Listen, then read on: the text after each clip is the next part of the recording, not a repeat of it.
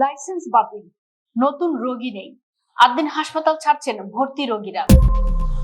Licence বাতিলের পর রাজধানীর মগবাজারে অবস্থিত আদ্দিন মেডিকেল কলেজ হাসপাতাল ছাড়তে শুরু করেছেন ভর্তি রোগীরা।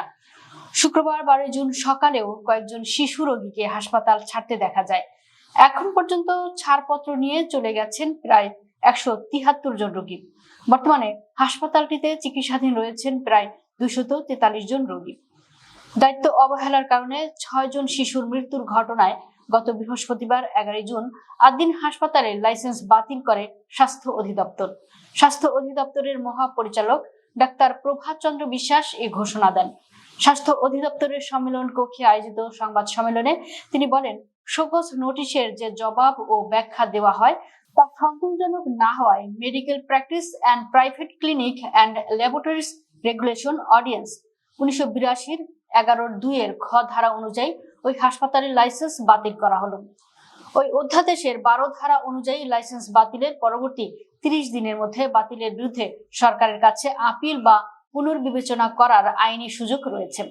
এরপর হাসপাতাল থেকে রোগী স্থানান্তরের জন্য 24 ঘন্টা সময় বেঁধে দেওয়া হয়।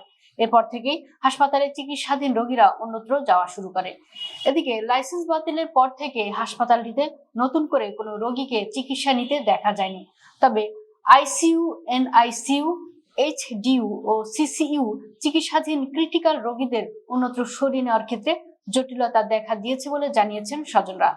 ঈদুল আজহার আগের দিন গত 27 মে ভোরে আদ্দিন হাসপাতালের দ্বিতীয় তলায় পোস্ট অপারেটিভ ওয়ার্ডে সকাল 6টা থেকে 9টার মধ্যে 6 নবজাতকের মর্মান্তিক মৃত্যুর ঘটনা ঘটে।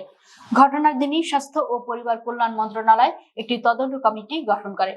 4 জন তদন্ত প্রতিবেদন হাতে পাওয়ার পর স্বাস্থ্যমন্ত্রী সরদার মোহাম্মদ শাফকাত হোসেন জানান, তদন্তে হাসপাতালের চরম অবহেলার প্রমাণ পাওয়া গেছে। প্রতিবেদনে উল্লেখ করা হয়, ভবনটি হাসপাতাল পরিচালনার জন্য উপযুক্ত নয়।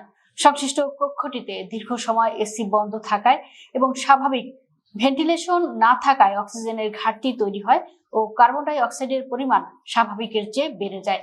এছাড়া 900 বর্গফুটের ওই কক্ষে ধারণ ক্ষমতার চেয়ে অনেক বেশি, প্রায় 50 জন মানুষের উপস্থিতি ছিল। তদন্তে আরো উঠে আসে, নবজাতকদের শারীরিক অবস্থার অবনতি হলে হাসপাতালের কোনো সক্রিয় ইমার্জেন্সি মেডিকেল রেসপন্স ছিল না, সেখানে কোনো চিকিৎসক উপস্থিত ছিলেন না এবং দায়িত্বরত সেবিকাদের চরম অবহেলা ও অসহযোগিতা ছিল। পরে হাসপাতাল কর্তৃপক্ষকে শোকজ করে স্বাস্থ্য অধিদপ্তর। Medical practice and private clinics and laboratories অধ্যাদেশ 1982 লঙ্ঘন করায় কেন হাসপাতালে লাইসেন্স বাতিল করা হবে না তা জানতে চাওয়া হয় ওই নোটিশে। শোকজের জবাব সন্তুষ্ট না হওয়ায় লাইসেন্স বাতিলের সিদ্ধান্ত জানানো হয়।